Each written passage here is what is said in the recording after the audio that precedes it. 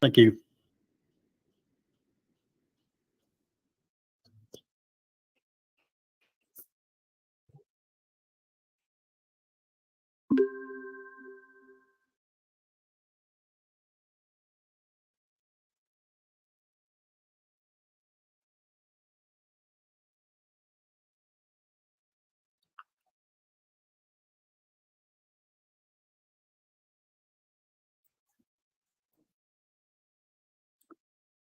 Okay, good morning, everyone. By my clock, which is appropriately set to appropriate daylight savings time, it is 10 o'clock, 10 a.m., the start of our meeting.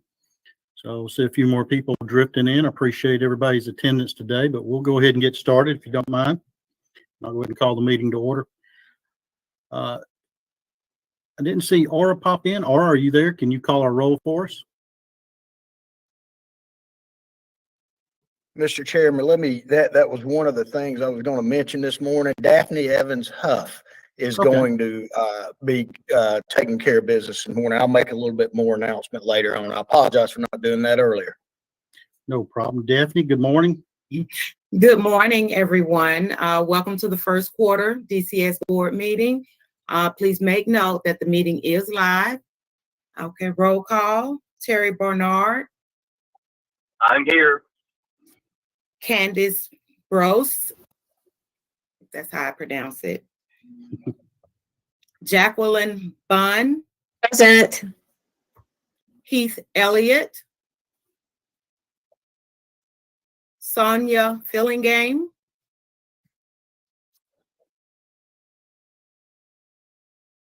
Jimmy Kitchens.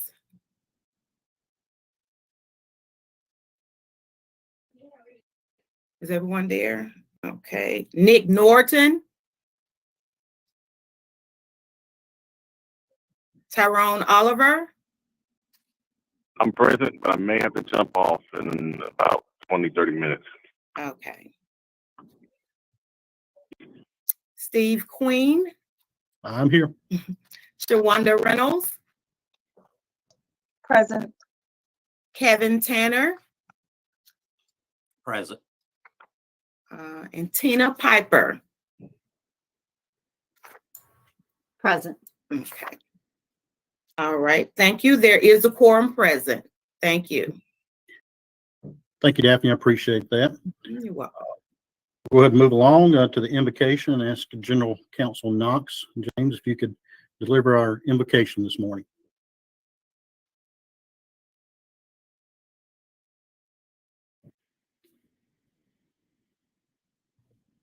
Good morning. Let us pray. God, we thank you for this day. We thank you for your blessings. We ask all we do, all we say, that it be pleasing in your sight, that what we do, God, will be beneficial to those we serve. In Christ's name we pray. Amen. Amen. Thank you, James. Appreciate it. Okay, we'll go ahead and welcome everybody to the meeting. Thank you for taking the time to participate. We've got some new victims on our board. I'll go ahead and recognize those. Commissioner Tanner, welcome. Appreciate your attendance today. Thank you. Glad to be with you. Always good to be in the presence of Michael Nail. So I appreciate his leadership. So you're one of those. I'm a Michael Nail fan. Yes. Mr. Chairman, I can hear you, you know. Yes, sir. I do know that. And I'm sure there'll be retribution later on. So, and also Shawanda Reynolds Cobb. Shawanda, congratulations and welcome aboard. Thank you. I appreciate that. I'm a fan of Michael's too. Another one of those. You just you got them all. You got them all duped there, Michael. And I'd also like to recommend or recognize our own Tyrone Oliver. Tyrone, congratulations on the appointment to your new position. Though you'll do a great job there. You've definitely got a tiger by the tail, but we know that you can handle it. I appreciate it. Thank you. I'm also a Michael fan too, so might as well keep up the tradition. Oh, Lord. Okay. What I got myself into. Okay, we'll go ahead and move on to the next agenda item, which is approval of our proposed agenda for today, and you've got sent out that agenda. If I can ask for a motion to approve the agenda, unless there's any changes to note. Mr. Chairman, I make a motion to approve. Thank you, Commissioner Tanner. Second. Tyrone will second. Thank you, Commissioner Oliver. All in favor, say aye. Aye. Aye. Any opposed? Hearing none, that item is approved. Moving on to our minutes from our last meeting, which was December the 15th of last year. You were also sent those minutes. Hope everyone had a chance to review those. And if so, I'll entertain a motion to approve the minutes from the last meeting. I move we approve. This is Terry. Thank you, Chairman. A second. I'll second. Scott, thank you. All in favor? Aye. Any opposed? Hearing none, we'll approve those minutes and record those. Okay, we'll go ahead and move on to everybody's favorite this morning, it appears. The suave Commissioner Michael Nell for his morning report. Thank you, Mr. Chairman. And Commissioner Tanner, you, of course, have contacts at DBHDD, and I would like to fast track a few psychological evaluations for those that are fans of mine. I think that's needed, but nevertheless, it is good to see everyone this morning, and I too want to welcome everyone to the board. None of them are strangers. We've worked together for many, many years, and I appreciate the board and Chairman Queen, appreciate your leadership also. We have a basic graduation taking place today, so we're doing the schedules a little different. Some will come up here, some that are a part of that graduation will be doing presentations where we are down here in Forsyth, but we have 9 graduates. That's probably one of our lowest classes in a while, but the good news is our next class is completely full. So we're really happy about that. On some personnel matters, I want to congratulate Daphne Evans Huff. She is a new board liaison. Aura had to step back and take some time to deal with some issues. I know Aura has always done a wonderful job. She did a great handoff to Daphne, and there's no doubt that Daphne will continue to do a wonderful job. So I want to welcome Daphne and thank her in advance for everything she does. We also have some recent promotions. Shantae Porter is now over our executive affairs. We're proud of Shantae. She was our director of training, and we always talk about moving left and right. And she has moved into that role and is already doing a fantastic job. So we're really happy for her, and to show her leadership.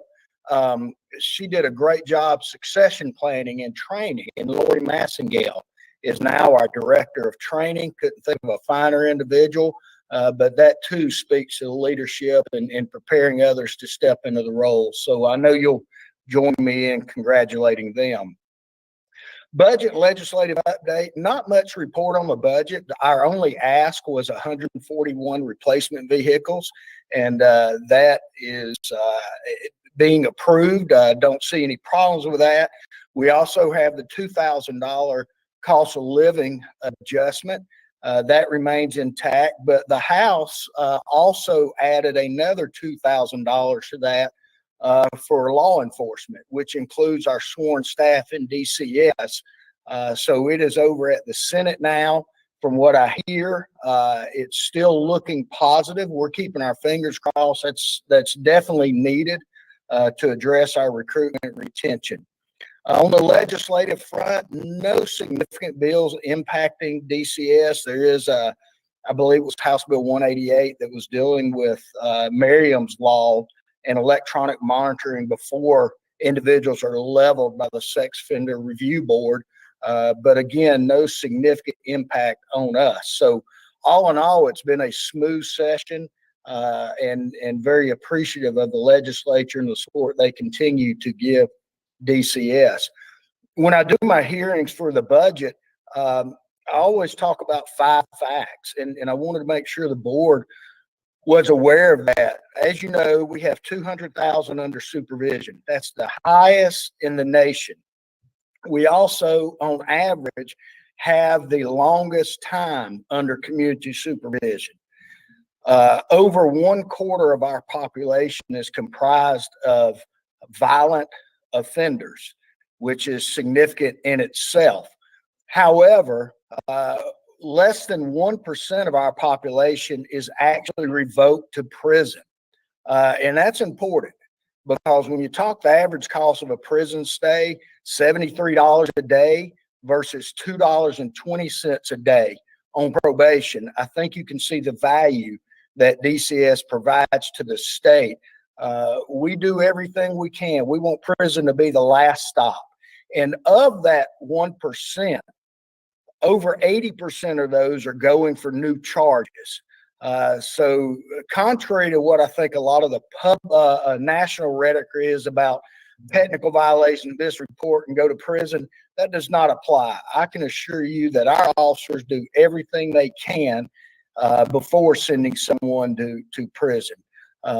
Most of the time, if you're revoked to prison, that's probably where you need to be. So very, very proud of the work that they do.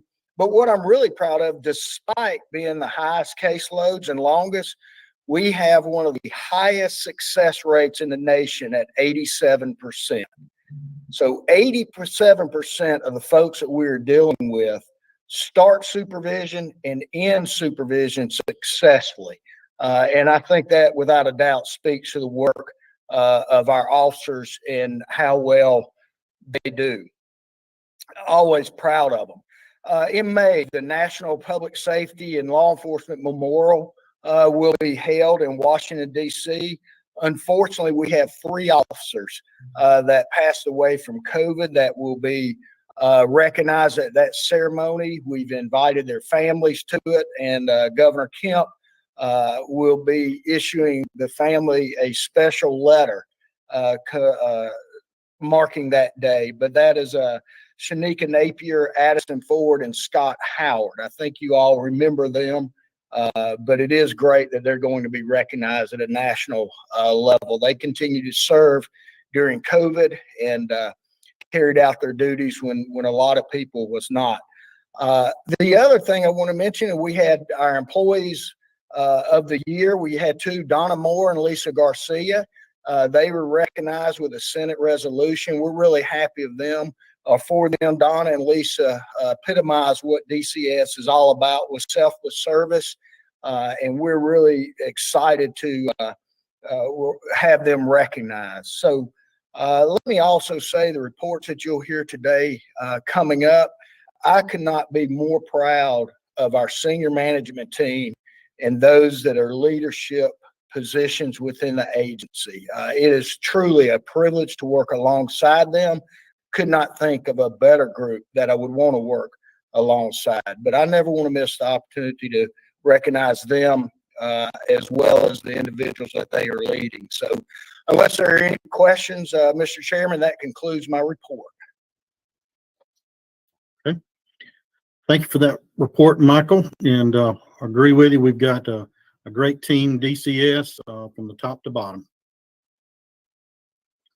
Okay, we'll move on to the committee report, starting with Patrick Halsey, Director of Field Operations. Good morning, Patrick.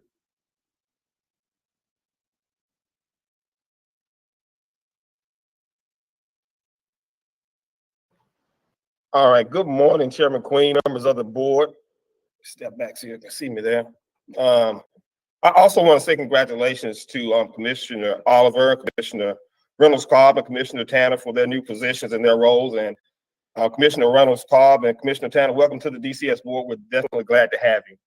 I'm going to be brief this morning, but I want to start off first acknowledging our new chiefs, community supervision officers. Since our last board meeting, we have 2 new ones. Sean Carman, who's now the new chief of the Oconee Circuit. It was effective January 1 of this year. And Shalina Shorty, who is now the chief of the Middle Circuit, and that was effective February 15th of this year. Congratulations to both of our new chiefs. And I know every time I present to you guys, I have to present new chiefs, and I think you may think that I'm running them off, but I'm not, I promise. We had these two promotions because our former chief, Joey Stinson, he went to a well-deserved retirement. And we also have Chief April Moore that was promoted to a new position in the agency. And for me, it's just so proud to see when we have these positions, it creates opportunities for others. And we have the staff that have the skills and knowledge and education to come in and step into those positions. And DCS never loses a beat. So I'm proud of both of those, and congratulations to both of those new chiefs. In January, we held our first statewide administrators meeting for 2023. We have 2 statewide administrators meetings per year. And this is when we meet with all of our field leadership, our deputy directors, directors of district directors, our chiefs, center administrators, and our senior assistant chiefs. And we discuss our progress over the last 6 months and set our priorities for the next 6 months. And I'm so proud to say that we continue to make strides toward our key performance objectives for each from last year. We also receive updates from our other division departments, and our field leadership are able to voice their opinions, ask questions, and get things answered, so we kind of make sure everybody's on the same page. And this year, we usually do this as a one-day meeting, but this year we actually add a second day to it, and we provided some scenario training for all of our chiefs. And this was done to make sure that we provided everybody in consistency in how we interpret our DCS policies. The second day was very beneficial, providing that clarification to the field, and we got a good feedback from the chiefs on that second day of training. So also in January, we conducted the statewide gang intelligence training, and this included all of our STG coordinators, and our STG coordinators are basically our subject matter experts for gangs in each one of our circuits. The training was conducted by our state STG coordinator, and we included presentations from DJJ, Cherokee DA's office, the FBI, and the GBI. And our continued focus on gangs coincides with Attorney General Chris Carr's gang initiatives. And as I mentioned, Attorney General Chris Carr, we also had officers participate in his anti-gang meetings throughout the state in Atlanta, Albany, and Athens. Also, if you remember back in January, we had some severe weather to come through the state. There were tornadoes that severely impacted the city of Griffin. Many homes were left uninhabitable. 2 shelters were open in Griffin, and we received a request from GEMA to provide security for those shelters to ensure individuals and families that had lost their homes had a safe place to stay. Around the same time, at the aftermath of the storms, we also received a request to provide security for the World Congress Center due to protests over the new Atlanta training facility, police training facility. And I'd like to commend our staff for stepping up and being professionally handling all of their duties assigned to them. Not just the staff that was assigned to those details, but also the staff that was back in the local offices performing those duties. As you know, with DCS, when we go out and perform extra details, our job still has to be conducted. And they all stepped in, and everybody did a tremendous job to making sure that we continue to meet the DCS mission. And lastly, at our last meeting, I mentioned our new recruitment team and our emphasis on increasing our applicant pool. Since the beginning of this year, the recruitment team has kind of kicked it into their second year. They've increased their engagements. We've also participated in like 25 career fairs. We've conducted 11 classroom presentations at local colleges and universities in Georgia, Alabama, Tennessee, and Florida. Through these engagements, we've been able to reach over 700 potential new candidates and bring awareness to job opportunities we have here at DCS. We also have 6 new recruitment vehicles. And these vehicles are, I wish I had a picture for you today, but we have 6 new vehicles. They're wrapped with a DCS badge, the seal, and the slogan. We have a QR code that's actually on the vehicle, so someone can click on that QR code and it takes them directly to the DCS website where they can look at all the job opportunities that we have. We consider these our traveling billboards, and it's just another way for us to reach out to the community and let them know that DCS is hiring. And we continue to increase our applicant pool. So since the last 7 months, we have over 2,000 individuals that have submitted applications to our for our CSO positions. And we've actually hired 110 new officers in the last 7 months. And Chairman Queen, members of the board, that concludes my report for today. If you have any questions, I'll be glad to take them at this time. Thank you, Patrick. Does anyone have any questions for Patrick? Patrick, this is Terry Martin. I just have one question. Can you hear me? Yes, sir. Yeah, congratulations on an excellent report, by the way, and also for those new hires. That's very impressive. Did you lose a lot of officers, or are those officers in addition to what you've maintained? Well, we still have we're losing about 14% of our officers per year right now. That number's kind of stayed consistent. So we're gaining more officers, but it's kind of evening out. We've got a little bit of an increase right now where we've kind of beat the deficit a little bit, but we're still working on trying to get that deficit down. Very good. Thank you for the report. All right, thank you. Anyone else? If not, thank you for your time. Thank you, Patrick. Okay, we'll move on to Ms. Michelle Stanley and report on reentry services. Good morning, Board Chair, members of the board. I too will echo the congratulations to Commissioner Oliver, Commissioner Reynolds Cobb, and Commissioner Tanner in their new roles, as well as welcoming Commissioner Cobb and Tanner to the board. So just a few updates and efforts from reentry services. As each of you know, the month of April, we celebrate Second Chance Month, recognizing the importance of helping individuals, community, and agencies across the state appreciate their role in supporting and successful reentry of individuals returning from incarceration each year.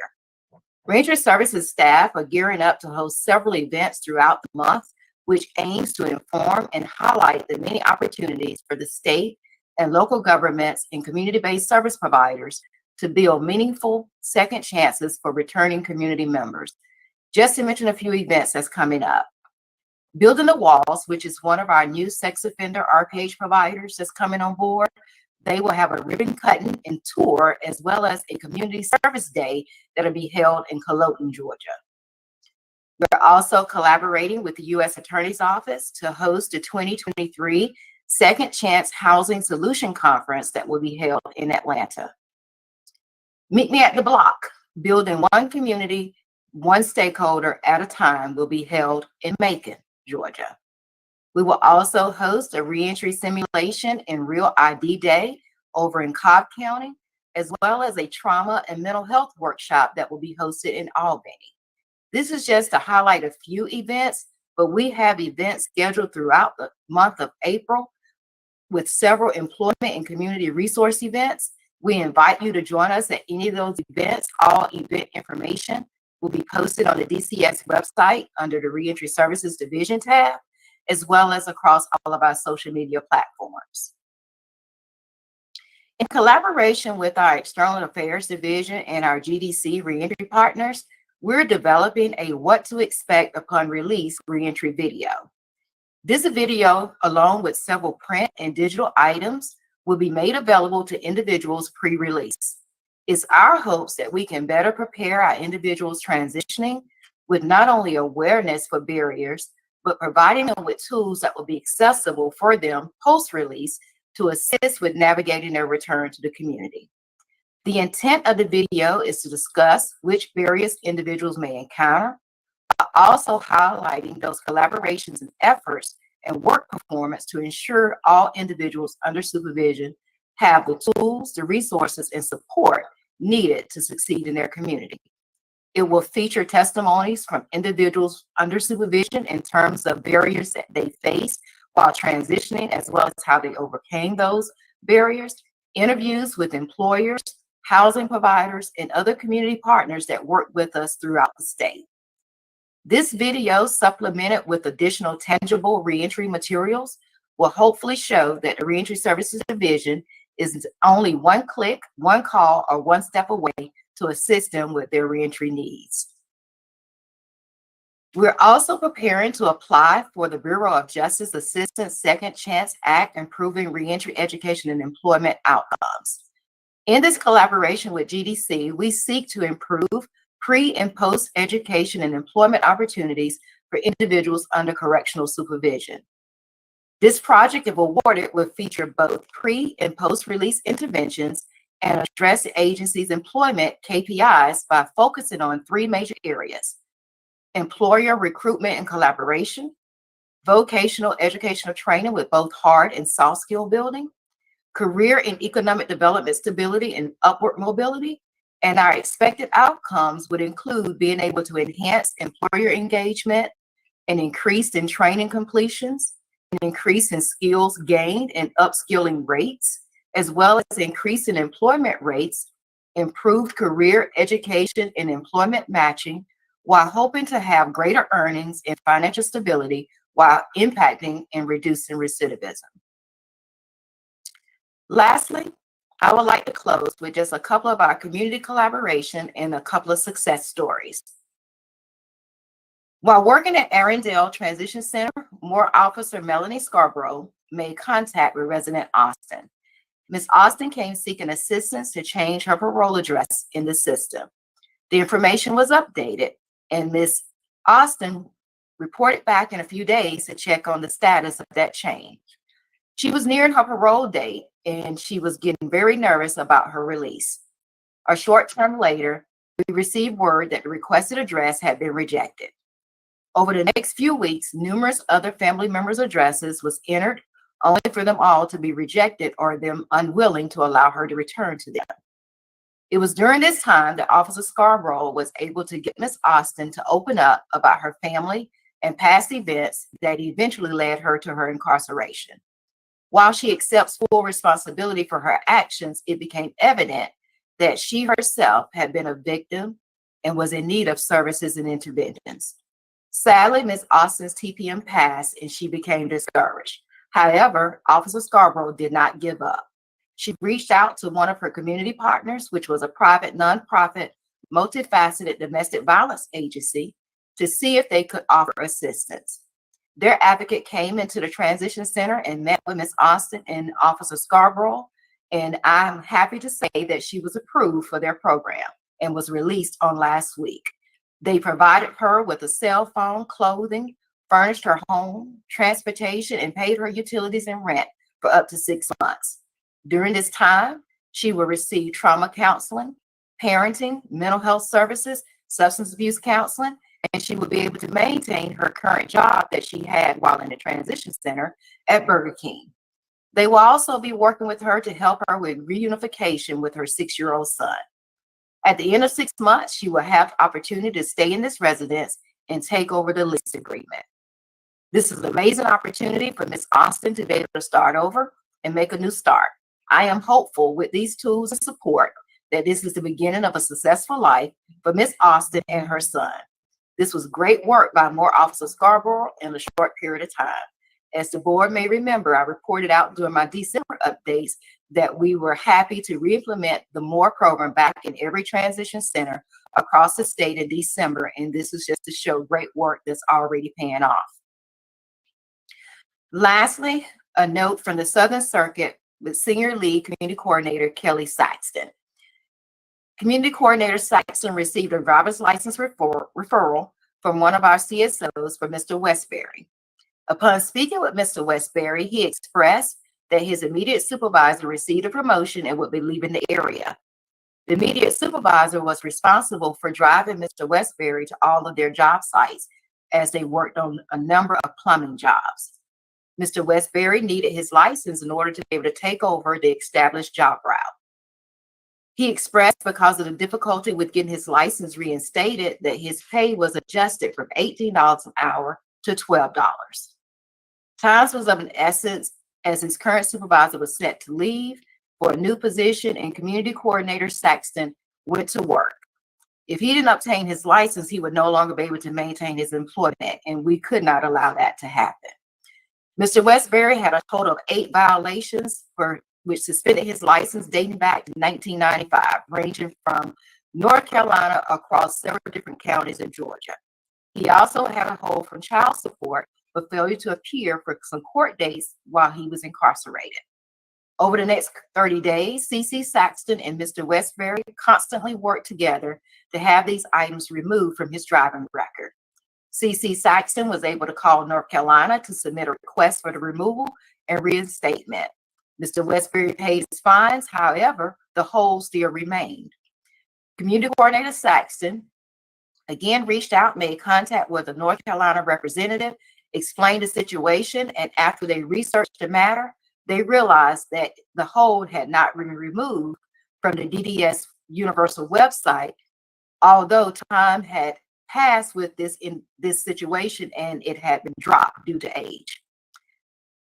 The pair began working after that to remove the others across Georgia, and from three-way calls to the state DDS office, as well as calls to several local county offices, Community Coordinator Saxton was able to also get those holds removed. Mr. Westbury paid his fines. He attended a driver's course, took a driving test, and obtained the 6 months of specialty insurance that was needed for him to be able to take over the route. It was the important piece that his supervisor, who had a job and a promotion waiting for him, he remained employed in this role because he saw the dedication given by Mr. Westbury, and he wanted him to have the opportunity to take over the route. So through all of a few of the no's and some final yeses, Community Coordinator Saxton and Mr. Westbury stayed the course, and he was able to maintain his employment. His pay was reinstated, and he also has a promotion on the horizon with the same company. I'm extremely proud of not of the work just only done by these two individuals I highlighted, but all the work done by the individuals within the Division of Reentry Services that they do each day to support individuals transitioning from prison, as well as within our communities throughout the state. Board Chair, members of the board, that concludes my report. Are there any questions for me? This is Jacqueline Bunn. I had a quick question. Excellent report, and thank you so much for the hard work. I was wondering about the grant that you described. What would be the amount of that grant, and do you know when we would find out whether the state would receive that or not? Yes, ma'am. The grant currently is right at $1 million. The deadline for submittal is March 28th. So as soon as it's submitted, of course, it'll go through the process, and we hope to hear over the next couple of months following that date if we are awarded the grant.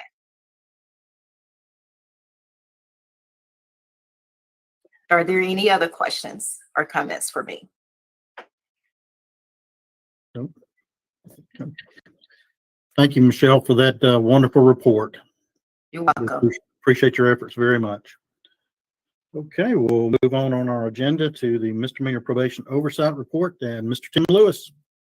Good morning, Mr. Chairman. It's good seeing you. Welcome to all the new board members. It's wonderful to have you. Any way we can assist you, please never hesitate to reach out to me regarding any of the items regarding misdemeanor probation. Mr. Chairman, currently there are 63 entities registered, 47 are government agencies, and 16 private companies. The entity annual registration process was concluded in January, and I'd like to thank Ara Russell for her exemplary efforts on that annual project. At this time, there are 775 individuals registered. Our compliance team of monitors is off to a steady and strong start this year. To date, they have requested 670 cases to be reviewed and have completed 392 of them. Our team is also in the midst of conducting a thorough review of service agreements to ensure the completeness of our records. Since this process began in February, the team has reviewed more than 350 agreements. Our virtual training program continues to receive positive feedback and be well supported by the providers. Our 2023 sessions kicked off the first week of February. Since that time, we've held 30 sessions with a total attendance of 341 with 20 different providers participating. We're pleased to report that the continued participation of April Ross and Jamila Farrell from the Georgia Commission on Family Violence conducting our session related to family violence laws, explaining the processes and procedures of the FDIP programs and other information to assist our misdemeanor officers in that regard. Lindsay Gardner, the managing attorney, legal division of the GBI, presents our sessions related to gangs. This lesson includes information on trends, identification, and the importance of documentation on such cases as these. Also, Ms. Ashley Powell, a licensed professional counselor, conducts a special session focused on matters related to mental health issues, supervising individuals who display certain behaviors, and the resources that are available to officers when needed in this regard. Mr. Chairman, that concludes my report, and I'm happy to answer any questions you or the board members may have. Thank you, Tim. Does anyone have any questions for Tim? Okay. Thank you, Tim. Yes, sir. Okay, we'll move on to our next agenda item and Miss April Ross and her report on the Georgia Commission on Family Violence. Good morning, April. Good morning, Chairman. And good morning, everyone. I'm happy to provide my report today. I'll start with telling you about our advocacy day that we held on February 14th in partnership with the Georgia Coalition Against Domestic Violence and the Men Stopping Violence organization. The Stand With Survivors Advocacy Day was a very big success. It was our first time back in person since pre-pandemic, so I guess before 2020. I want to say thank you to Representative Ballinger, Representative Kim Jackson, and Senator Kim Jackson and Representative Houston Gaines. They all participated in the program, and also Representative Mandy Ballinger gave us a resolution which was read out on the floor. We covered issues that day involving DV and SA Center funding, addressing confidentiality programs for survivors of stalking, restricting domestic violence abusers' access to firearms, and all of the advocates who attended that day were just happy to be back in person and felt like they were able to speak with their legislators and make some difference. So that was really a good success. We had nearly 100 attendees to come back for the first time in person. Also, I want to say congratulations to a couple of the staff at GCFV. We've had 2 staff that have been selected to present at national conferences this year, and so I'm really excited about their exposure. There really is a lot of interest in our murder-suicide and our fatality review projects. A lot of states are interested in the way Georgia does it, and so we have a lot of recognition nationally, and it's starting to show through our exposure at these national conferences. As of February 1st, 2023, we have just completed our recertifications for the year. We had 38 providers and 49 facilitators to recertify, 4 programs and 13 facilitators elected to discontinue with the FVIP certification. So as of today, we have total 95 family violence intervention program providers and 169 facilitators operating throughout the state. We're always looking to expand and improve where we offer our providers, because we do have a number of what I call FVIP deserts in the state where there's not as much easy access to the services of FVIP for those who need to attend. I want to make a quick note about some upcoming publications and some recent publications that we've released through the Fatality Review Project. Family Violence in the State of Georgia, Statistics and Trends through 2018 through 2021. That report is expected for publication in late April. The special topic brief on teen dating violence is now published and available on the GCFV website. Also, through our grant with the Project Safe Neighborhoods in collaboration with the U.S. Attorney's Office for the Northern District of Georgia, we recently published Family Violence and Firearms in Georgia, and that's also available on our website right now. I want to take a quick moment and talk about some of the progress for our support for survivors of murder-suicide project. Last year, we were given funding to start a support group, a statewide support group program with clinicians, professional, trained clinicians leading the program. That's the first of its kind in the nation. There's nothing like that right now. So what we did was we sponsored and hosted a specialized training for 38 clinicians, and we've actually increased that number. Now we have currently 44 clinicians trained in what we're calling the Georgia Murder-Suicide Response Network. And these clinicians are getting specialized training to provide therapeutic support that is directly aimed at providing for victims of domestic violence and violent loss, particularly murder-suicides. And so we have successfully hosted 3 murder-suicide support groups to date. We are looking to schedule at least 2 more before the end of this fiscal year, and continuing them on through the rest of the calendar year, each one at least 1 per quarter. And so this is really just, to me, a tremendous opportunity that we've had to do this. The ones that we've hosted so far have received tremendous feedback from the survivors who have participated, and we're just really excited about this new resource. Again, no other state is offering this, and it's something that's gaining a lot of attention around the domestic violence community nationwide, and folks are asking us about the model we're using and how we're doing it. So really excited to see this grow. Last two things on my agenda are the Family Violence Conference. We are well underway with our planning for the conference. This year will be in Jekyll Island, Georgia, at the Convention Center, September 17th through the 20th. We have been selected 4 keynote speakers for the year, and we're finalizing those agreements and we'll release those soon. We have closed the RFP process and are now selecting the workshops for the conference, and we expect to launch registration and scholarship applications in late April or early May. Also, the award nominations will be released in April. So and I'll just quickly mention those awards. We have the Moving the Work Forward Award, the Gender Justice Award, and the Responsible Coverage Award. And so if you have someone you know that is doing some work in this field and is making a difference, or doing something in your community that's making a difference, please take a look at our website and think about nominating someone. And last, I just want to say that we're excited to announce that we have a new person in our ranks. We've hired a project coordinator for the Firearms Technical Assistance Project grant that we received. Jackie Herrera. It comes with a large background in domestic violence. She served in many roles for over 20 years in the field and brings a wealth of knowledge and experience with her. We're really excited to have her as our domestic violence firearms coordinator.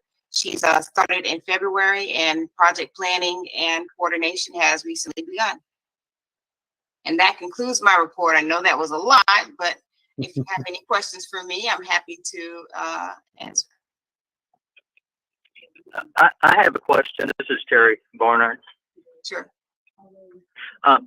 You may not have this information, but it would be of interest. Do you have any information as to what the recidivism rate looks like for those who commit family violence? They're incarcerated, then released, and will do a new domestic violence after a term in prison? You know, we don't have recidivism rates for family violence offenders has been of key interest to me personally since I've come on board. It's not something that we've historically tracked.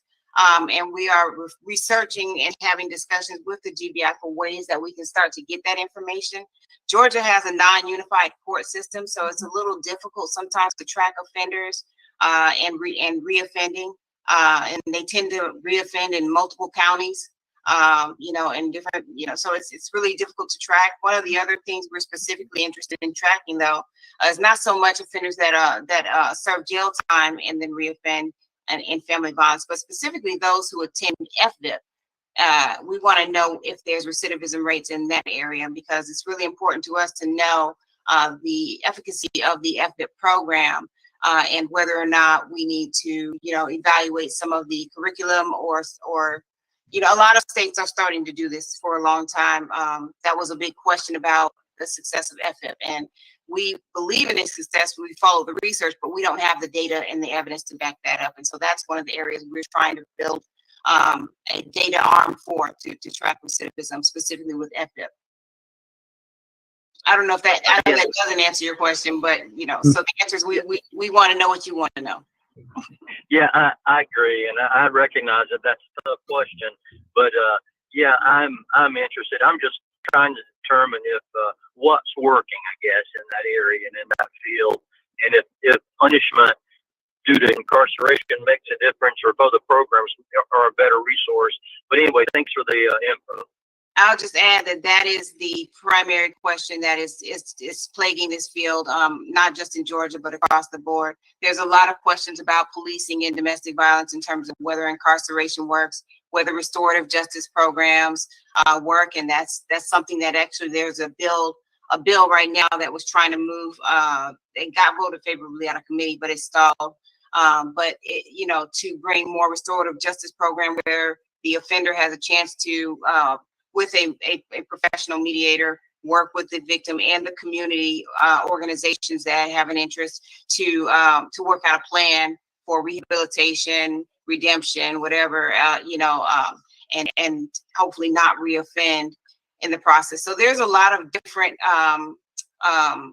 I guess, options that are being explored and researched right now in the field of domestic violence outside of incarceration, to find out what's really working to stop, someone from reoffending and recommitting. But we believe it's really a matter of changing their belief system in the right to have control over another person through the exertion of violence or coercive control and manipulation. So we're still researching. That's a big question, and we are always focused on it.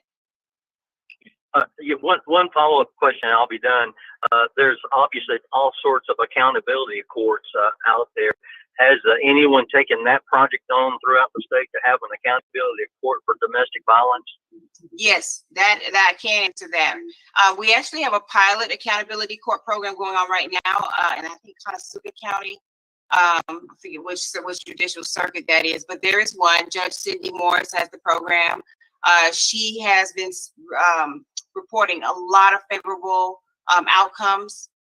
She's been sending me some at the end of when some of the participants complete the program, they write letters to say what the experience has been like to them, and she shares some of those with me, and they really are extremely moving to read. And so she's doing amazing work with that accountability program. A few years ago, we worked on trying to get funding and approval through the legislature for statewide domestic violence accountability courts. There's a lot of good research that shows that those are they are successful. They do work.